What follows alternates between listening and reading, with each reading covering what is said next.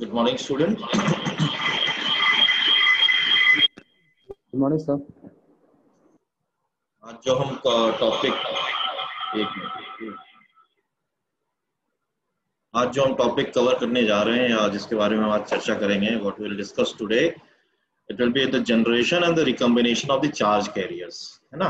And after that the variation of the minority carrier concentration, कैसे होता है variation with time and with the distance.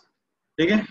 अब generation and recombination of charge carriers की अगर बात करें, ठीक है, जैसे थर्मल एजिटेशन हमारे अगर सेमीकंडक्टर डिवाइसेस में या सेमीकंडक्टर बात करें तो पीएन जंक्शन डायोड हो गया, या इंट्रिंसिक सेमीकंडक्टर या एक्सट्रिंसिक सेमीकंडक्टर, किसी की सेमीकंडक्टर की पर्टिकुलरली बात की जाए अगर, तो उसमें generation of electron hole pair कैसे होता है। शुरुआत में जब हमने बात की थी तो कैसे जनरेशन होता था, जब उस पे बाहर से टेम्परेचर हम अगर बढ़ा देते थे तो क्या होता था, direct rupturing of covalent bond होता है। ठीक है। अगर आप टेम्परेचर बढ़ाते रहोगे, है ना, टेम्परेचर अगर बढ़ाते रहोगे आप सेमीकंडक्टर डिवाइस का रूम टेम्परेचर से ज्यादा, तो क्या होगा, जो कोवेलेंट बॉन्डिंग है उसमें उसकी डायरेक्ट रप्चरिंग हो जाएगी। रप्चर मतलब क्या होता है, वो टूटने लगता है। क्या, जो कोवेलेंट बॉन्ड्स हैं आपके सिलिकॉन एटम्स के जो कोवेलेंट बॉन्ड है वो टूटने लगते हैं, और टूटने के बाद क्या होता है, जो इलेक्ट्रॉन्स, जो बाउंडेड इलेक्ट्रॉन्स थे, अब वो क्या हो जाएंगे, will be of type free. और जब फ्री इलेक्ट्रॉन्स जो है मूव करेंगे तो अपने पीछे क्या छोड़ जाएंगे, होल्स। तो इस तरीके से क्या हो रहा है, एक हमारा इलेक्ट्रॉन होल पेयर एक जनरेट हो जा रहा है। ठीक है। आगे चलते चलते चलते चलते क्या होगा, एक टाइम ऐसा आएगा कि हमारा वही इलेक्ट्रॉन जो है फिर will fall back to what, will fall back to the hole, और जिसकी वजह से हमारा इलेक्ट्रॉन होल पेयर रिकॉम्बिनेशन हो जाता है। इलेक्ट्रॉन होल पेयर रिकॉम्बिनेशन, तो उसको हम जरा एक पीडीएफ के तरीके से देखते हैं। मैं शेयर कर रहा हूँ अपनी स्क्रीन।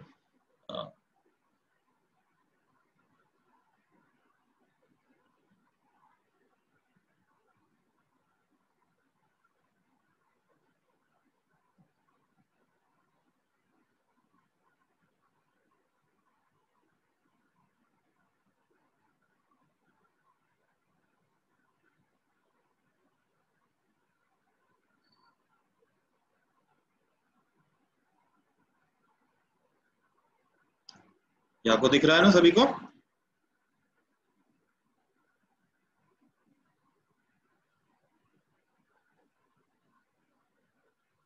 ठीक है। तो ये है क्या, generation and recombination of charge carriers. तो इसमें क्या कह रहा था मैं, कि जब भी आपको एक्स्ट्रा टेम्परेचर आप सेमीकंडक्टर डिवाइस पे डालते हैं तो क्या होता है, जो हमारे वैलेंस बैंड में इलेक्ट्रॉन्स है they will jump into the conduction band है।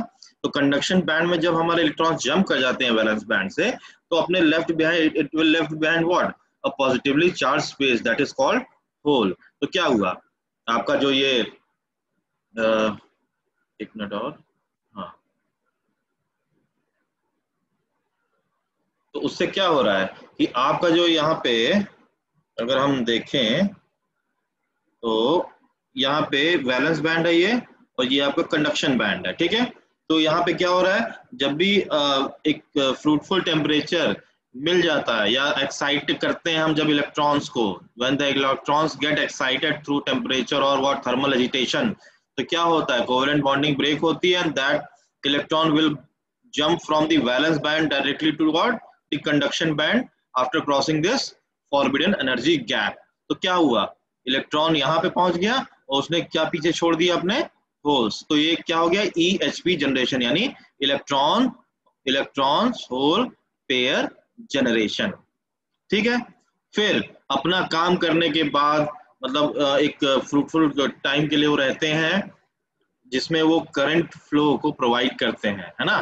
तो उसके बाद क्या होता है, that will fall again back to what, the valence band. जब वो एनर्जी लूज कर जाते हैं तो वैलेंस बैंड पे फिर से जंप करते हैं, और क्या हो जाता है, यहाँ पे, यहाँ से स्पेस है यहाँ वैलेंस बैंड में, यहाँ पे इलेक्ट्रॉन है, जब वो एनर्जी लूज कर देगा और जंप करेगा यहाँ वैलेंस बैंड पे, तो क्या हो जाता है, इलेक्ट्रॉन होल पेयर रिकॉम्बिनेशन। यहाँ जो लिखा हुआ है रिकॉम्बिनेशन, रिकम्बाइन हो जाते हैं। By pulling out the electron from covalent band hole is created, ये आप सबको पता है। तो लिखा है नीचे, the life time for electrons or hole, that is tau n or tau p, is defined as the duration of time during which an electron or hole can support the current. ठीक है, ये tau N और tau P है. Tau N क्या है? Life time है किसके लिए? इलेक्ट्रॉन्स के लिए. और टाउ पी क्या है आपका?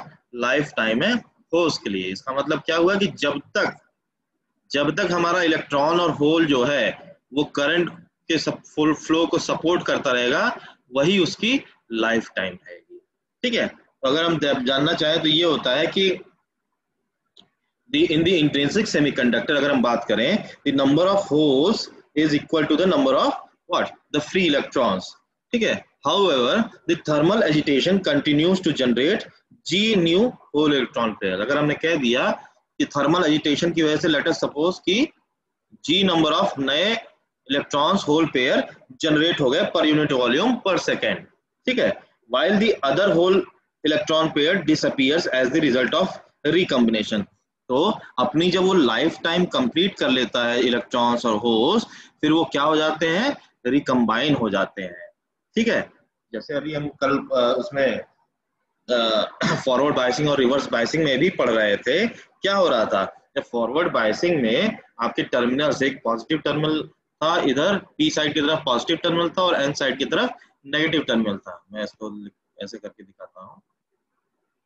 क्या था? अगर ये सेमीकंडक्टर बार है, ठीक है, ये डिप्लीशन है, ये पी साइड है, ये एन साइड है. ठीक है. इसको हमने क्या किया था? पॉजिटिव साइड से, इधर पॉजिटिव टर्मिनल था, इधर नेगेटिव टर्मिनल था.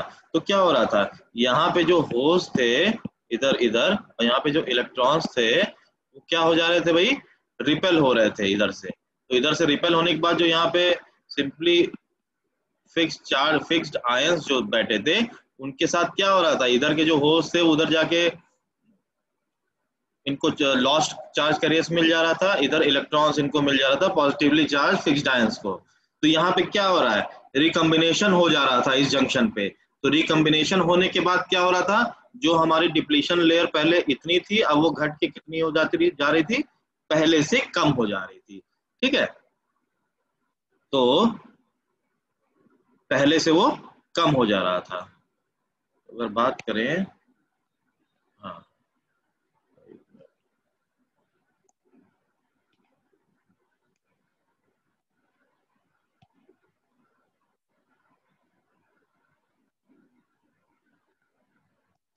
हाँ, तो पहले से कम हो जा रही थी हमारी डिप्लीशन वेट, तो वहां पे रिकम्बिनेशन हो जा रहा था. तो यही है कि इलेक्ट्रॉन होल पेयर रिकम्बिनेशन. फिर हम बात करते हैं कि इन other words the free electrons fall into what? The empty covalent bonds resulting in the loss of a pair of mobile carriers. तो यही है कि जो हमारे अपना लाइफ टाइम इलेक्ट्रॉन्स या होल्स अपने लाइफ टाइम पूरा करने के बाद, या सिंपली इलेक्ट्रॉन्स की बात करें, अगर how in other words we can say that कि इलेक्ट्रॉन्स जो अपना लाइफ टाइम पूरा करने के बाद जब तक वो सपोर्ट किया करंट को किया, जब वो एनर्जी लूज कर गया, तो that will again fall back into what? The covalent bond which is there as a empty covalent bond. है ना. यहाँ पे लिखा है कि resulting in the loss of a pair of mobile carriers. तो पहले क्या थे? जब इलेक्ट्रॉन होल पेयर जनरेट हो रहा था तो मोबाइल चार्ज कैरियर्स हमारे मौजूद हो गए थे. वो हमारे फ्लो ऑफ करंट में it was very much helpful in, or it is supporting the flow of what? The current inside the semiconductor. लेकिन अब जब क्या हुआ? रिकम्बिनेशन से क्या हुआ कि इलेक्ट्रॉन्स जो है that will fall into the empty covalent bond and that will lose the that will result into the loss of what? The electron hole pair charge carriers which is supporting the current. है. So on an average a hole will exist for tau p seconds before recombination. इसी को हम कहते हैं कि जब तक वो अपना एग्जिस्टेंस में है होल या इलेक्ट्रॉन्स, वही उसकी लाइफ टाइम कहलाती है. तो लिखा है the lifetime for electron and hole is defined as the duration of time during which an electron or hole can support the flow of current. So this is called what? The mean lifetime of a hole and electron respectively. Tau p आपका whole का life time है, mean life time, और tau N जो है वो आपका क्या है? इलेक्ट्रॉन का लाइफ टाइम है. ठीक है. उसी तरीके से ये हमारा डिफ्यूजन लेंथ की हम बात करते हैं.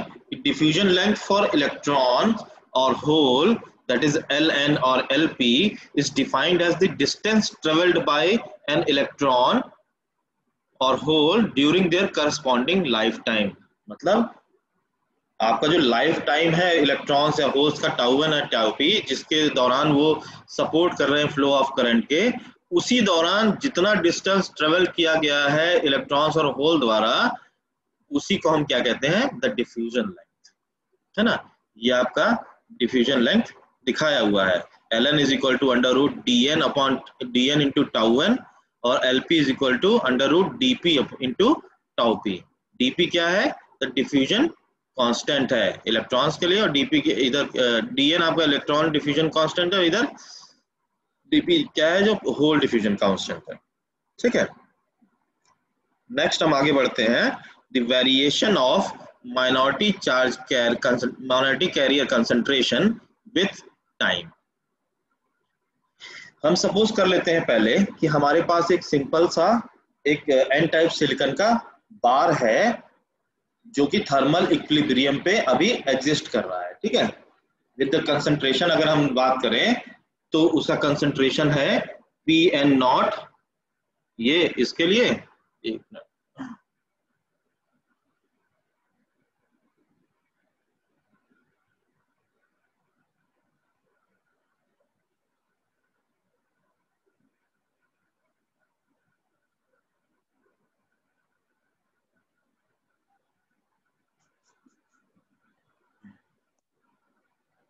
हाँ, हमने अभी क्या कहा था कि अगर लेट अस कंसीडर और let us assume that n type semiconductor bar is considered with क्या, कि वो थर्मल इक्विलिब्रियम में है विद द कंसंट्रेशन Pn0 और Np0।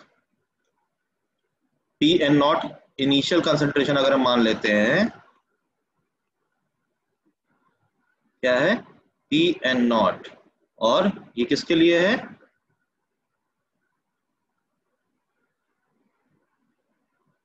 और Np0।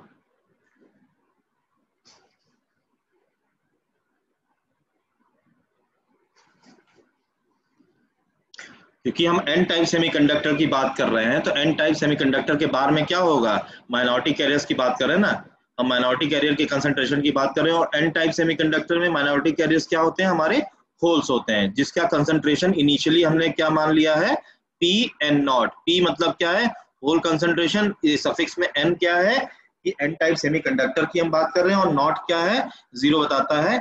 Pn0 बताता है कि initial concentration of minority carriers है जब थर्मल इक्विलिब्रियम में हमारा कंसीडर किया हुआ सेमीकंडक्टर बार है।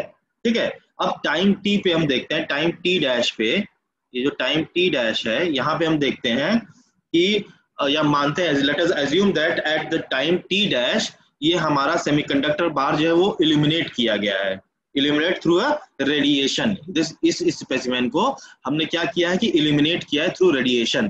तो उसकी वजह से क्या होगा, रेडिएशन की वजह से जो फिर क्या होगा कि electron holes pairs newly generate हो जाएंगे उस सेमीकंडक्टर बार में।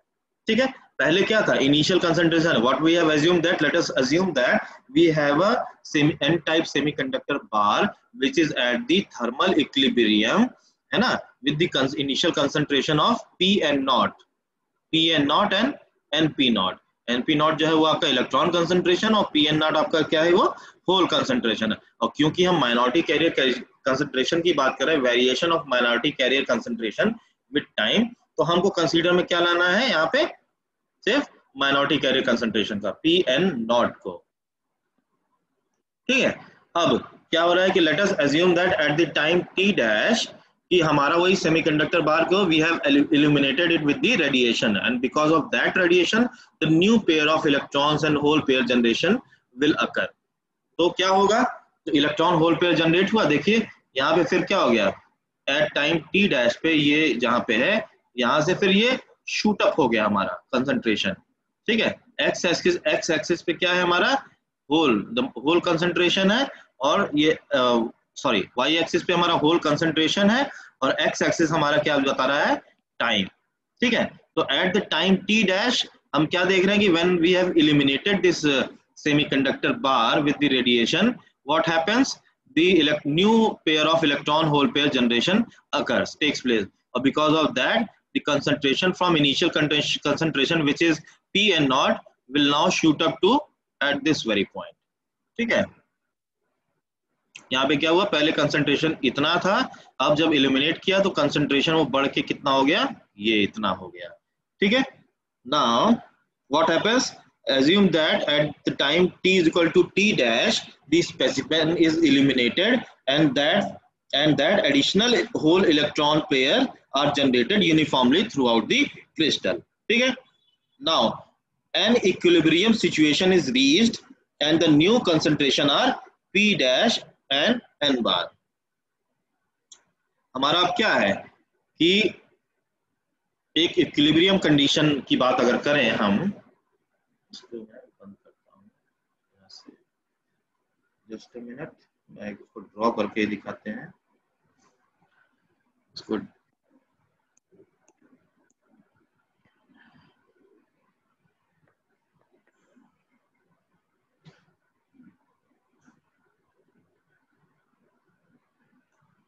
इनिशियली लेट अस सपोज कि हमारा ये P नॉट कंसंट्रेशन था. ठीक है, फिर जब हमने इल्यूमिनेट किया तो वो शूट अप होके यहां आ गया.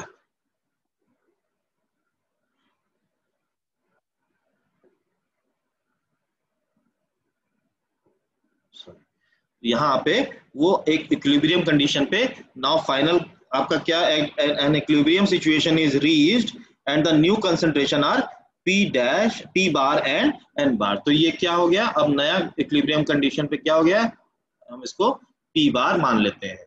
ठीक है, कि अब ये कंसंट्रेशन हो गया P बार होल का, और N बार अगर मान लेते हैं वो इलेक्ट्रॉन्स का. जब इल्यूमिनेशन के बाद एक्स्ट्रा इलेक्ट्रॉन पेयर जब जनरेट हुआ तो कंसंट्रेशन हमारे दोनों के बढ़े, है ना, माइनॉरिटी कैरियर्स का भी कंसंट्रेशन बढ़ा और मेजॉरिटी कैरियर का भी कंसंट्रेशन बढ़ा, एन टाइप सेमीकंडक्टर की अगर हम बात कर रहे हैं तो. ठीक है, यहाँ लिखा है कि N equilibrium situation is reached and the new concentrations are now the P bar and N bar under the influence of radiation.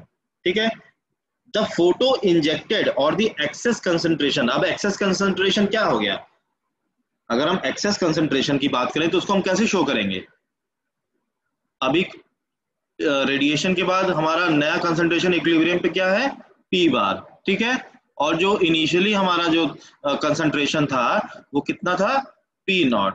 तो एक्सेस कंसंट्रेशन कितना हुआ, P bar minus P not, क्योंकि P बार जो है ये जो लेवल है वो क्या है, P बार है, और इतना जो पहले था initial condition, initial concentration without any thermal agitation और रेडिएशन, वो हमारा P नॉट था इतना.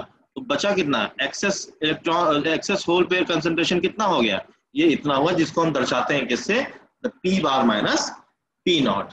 उसी तरीके से इलेक्ट्रॉन्स का भी क्या हो जाएगा, N bar minus N not. ठीक है, for electron since the radiation causes hole electron.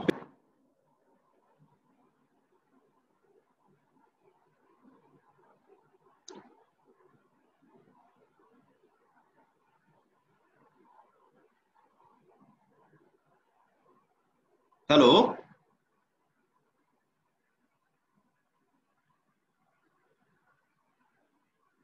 आवाज आ रही है मेरी, hello. Yes sir. Yes sir. हाँ सर, आ रही है. ठीक आ रही ठीक सर. ठीक ठीक, okay, thank you. Let me share again.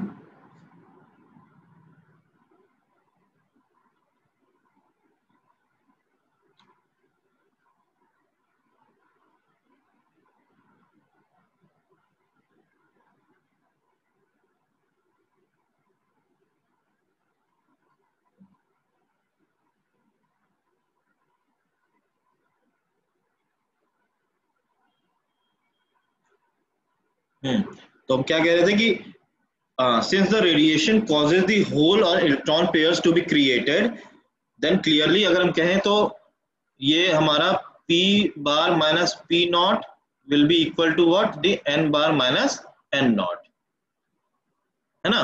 जो एक्सेस कंसंट्रेशन जनरेट हुआ है, शुरुआत की बात नहीं कर रहे हैं, शुरुआत में अगर हम एन टाइप सेमीकंडक्टर की बात करें तो एन टाइप सेमीकंडक्टर में इलेक्ट्रॉन कंसंट्रेशन ज्यादा होता है और होल कंसंट्रेशन यानी माइनॉरिटी कंसंट्रेशन होल होते हैं उनका कंसंट्रेशन कम होता है.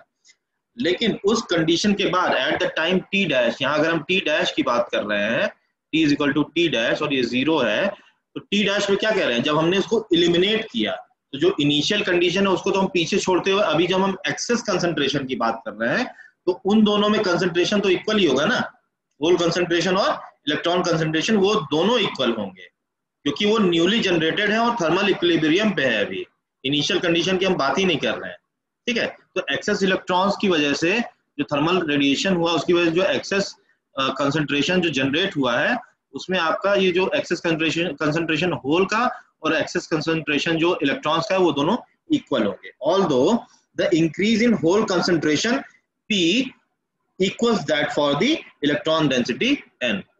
एक्सेस कंसंट्रेशन की बात कर रहे हैं because of what, the radiation caused, है ना, उसकी वजह से जो अब जनरेट हुआ है इलेक्ट्रॉन होल पेयर उनका कंसंट्रेशन आपस में इक्वल होगा। अब वो एक्सेस कंसंट्रेशन कितना है, पहले P नॉट था, फिर जब वो इल्यूमिनेट हुआ eight the time T dash पे तो वो जाके थर्मल इक्विलिब्रियम कंडीशन पे P बार बना कंसंट्रेशन, तो एक्सेस कंसंट्रेशन कितना है, इतना है।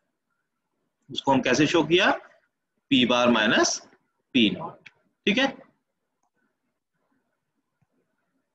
अरे सॉरी, ठीक है फिर से ड्रॉ कर ले रहा हूं उसको, T डैश पे ये P नॉट है, ये आपका P बार है। ठीक, अब आगे बढ़ते हैं। हालांकि यहाँ पे लिखा है equals that for the electrons n the percentage increase of the electrons in an n-type semiconductor is very small, ठीक है, when compared to the percentage increase of hole। क्योंकि n-type semiconductor में आप भी जानते हो कि सबसे ज्यादा कंसंट्रेशन किसका होता है, इलेक्ट्रॉन्स का ही कंसंट्रेशन होता है with respect to what, the holes. Hole का कंसंट्रेशन इलेक्ट्रॉन के कंसंट्रेशन में बहुत कम होता है। लेकिन जब ये एक्सेस इलेक्ट्रॉन, जब हमने रेडिएशन किया at the time t dash पे, तो जो extra excess hole pair generation, hole electron pair generation हुआ, तो उससे ये पता लग रहा है कि क्योंकि एक्सट्रिंसिक सेमीकंडक्टर की अगर हम बात कर रहे हैं तो डोपिंग की वजह से जो एक्स्ट्रा इलेक्ट्रॉन कंसंट्रेशन होता है एन टाइप सेमीकंडक्टर में वो बहुत होता है।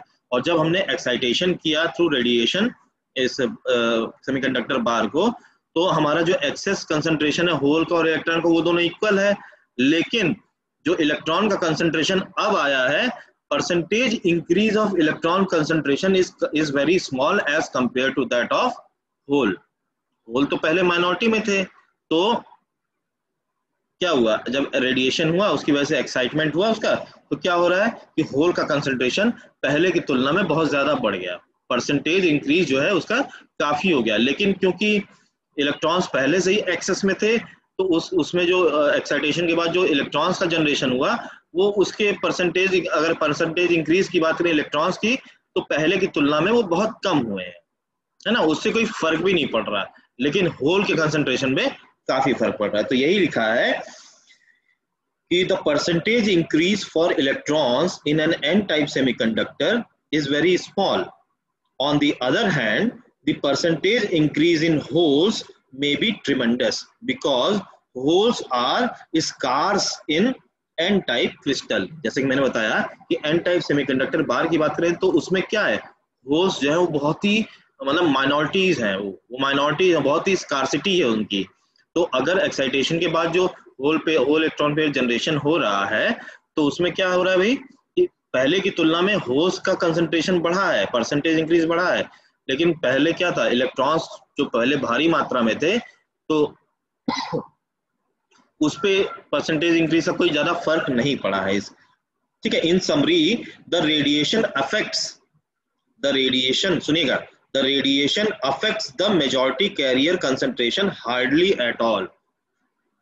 ठीक है, कि रेडिएशन जो है, जो हमने रेडिएशन अप्लाई किया है वो इलेक्ट्रॉन मेजॉरिटी कैरियर जो इलेक्ट्रॉन एन टाइप सेमीकंडक्टर की बात कर रहे हैं, उसके कंसंट्रेशन को हार्डली इफेक्ट कर रहा है, हार्डली अफेक्ट कर रहा है मेजॉरिटी कैरियर के कंसंट्रेशन को। And therefore we shall limit the discussion to the behaviour of minority carriers. इसीलिए जो वेरिएशन ऑफ माइनॉरिटी कैरियर्स की बात जो हम कर रहे हैं, क्यों माइनॉरिटी कैरियर्स की बात कर रहे हैं, क्योंकि जब हमने रेडिएशन उस एन टाइप सेमीकंडक्टर बार पे अप्लाई किया था, उसकी वजह से जो एक्साइटेशन हो रहा है तो उसमें क्या पता चल रहा है कि percentage increase of electrons is very small as compared to that of the percentage increase of hole concentration. तो उसकी वजह से, रेडिएशन की वजह से इलेक्ट्रॉन्स के कंसंट्रेशन पे बॉडी हार्डली इफेक्ट पड़ रहा है, लेकिन होल्स के कंसंट्रेशन पे अच्छा खासा इफेक्ट पड़ रहा है। ठीक है, after the steady state is reached, अब स्टेडी स्टेट क्या है, the equilibrium at time t is equal to 0 लिखा है। After a steady state is reached at time t is equal to 0 the radiation is removed. हम ये कह रहे हैं कि एक स्टेडी स्टेट आने के बाद, जैसे यहाँ पे बढ़ रहा था, स्टेडी स्टेट क्या क्या मतलब होता है कि जब वो कांस्टेंट हो जाता है। ऐसे अगर हम इसकी बात करें, मैं फिर से इसको अगर ड्रॉ करूं, ठीक है, तो मान लेते हैं ऐसे, तो ये हमारा क्या हो गया, एक स्टेडी स्टेट इसने अटेन कर लिया। मतलब क्या है कि एक कांस्टेंट लेवल उसने अटेन कर लिया। तो हम मानते हैं कि at time t is equal to 0 मान लेते हैं कि steady state is reached, and हम क्या कर रहे हैं, हमने रेडिएशन वहां से हटा दिया। ठीक है, तब क्या हुआ, the excess carrier density returns to 0 exponentially with time. अब क्या होगा, कोई एक्साइटमेंट है नहीं उसमें, उन्होंने जब तक वो इलेक्ट्रॉन होल पेयर ने अपना काम करना था, अपनी लाइफ टाइम तक जीना था, अपने सपोर्ट को, मतलब करंट को, फ्लो ऑफ करंट को सपोर्ट करना, तब तक किया। एंड आफ्टर दैट क्या होगा, रिकम्बिनेशन होने लगा। तो क्या, we shall not demonstrate that the excess carrier density returns to 0 exponentially with time. अब वो धीरे धीरे एक्सपोनेंशियली विद टाइम क्या होगा, यहाँ पे 0 हो जाएगा। कहां तक, फिर से इलेक्ट्रॉन होल पेयर जनरेशन हो जाएगा, और ओरिजिनल कंसंट्रेशन जो होल्स की थी थर्मल इक्विलिब्रियम में जो पहले हमने बात की थी P0, वो अटेन हो जाएगा। तो ये हमारा P है, ये हमारा टाइम T है। तो इस इक्वेशन को हम क्या लिखते हैं भैया, P is equal to P0 यानी initial plus P dash not, मतलब at time T is equal to 0 वहां पे क्या लेवल था, into e to power minus t upon tau p। ठीक है, एक्सपोनेंशियली डीके करेगा अब ये ग्राफ। जब एक स्टेडी स्टेट पा लिया at time t is equal to 0, तो हमने रेडिएशन रिमूव कर दिया। तो क्या होगा, जो एक्सेस कैरियर डेंसिटी है दैट विल रिटर्न टू 0। जो एक्सेस कैरियर डेंसिटी थी ये होल्स की, वो अब क्या होगी, एक्सपोनेंशियली विल रिड्यूस टू 0। 0 अपना, मतलब अपना 0 कर लेगा, अपना कंसंट्रेशन 0 हो जाएगा। मतलब क्या होगा, वो इलेक्ट्रॉन होल पेयर जो जनरेट हुए थे, यानी वो अब क्या हो गए, रिकम्बाइन हो गए। ठीक है, तो बचा कुछ नहीं, जो इनिशियल कंसंट्रेशन था P0 वही हमारा बचा लास्ट में। ठीक है, तो from the definition of mean life time क्या था, definition of mean life time का डेफिनेशन क्या था कि इलेक्ट्रॉन्स और the duration of time up to which the electrons and holes are supporting the flow of current, वो time उनका क्या होता है, मीन लाइफ टाइम होता है। ठीक है, तो क्या हम करते हैं कि let us from the definition of mean lifetime tau p, and assuming that the tau p is independent of magnitude of hole concentration, हम क्या कह सकते हैं कि p upon tau p is equal to it is called the decrease in hole concentration per second due to recombination. ठीक है, क्या हुआ, यहां पे जब स्टेडी स्टेट यहां पे इसने पा लिया, उसके बाद हमने रेडिएशन रिमूव कर दिया time t is equal to 0 पे, तो क्या होने लगा कि जो एक्सेस कंसंट्रेशन था चार्ज डेंसिटी का, वो अब डीके करने लगा एक्सपोनेंशियली टुवर्ड्स दी 0। इसका मतलब क्या है, वो जो इलेक्ट्रॉन होल पेयर जनरेट हुए थे पहले, यहाँ पे एक्सेस इलेक्ट्रॉन होल पेयर जो जनरेट जो हुआ था, अब वो इलेक्ट्रॉन होल पेयर क्या होने लगा, रिकम्बिनेशन होने लगा, रिकम्बिनेशन हो गया। तो ये P upon tau, tau P क्या है, ये hole concentration, total hole concentration upon क्या है, ये tau P the mean life time of holes, ये अपॉन क्या कह रहा है कि decrease in the hole concentration per second, decrease in the hole concentration per second due to recombination. ठीक है,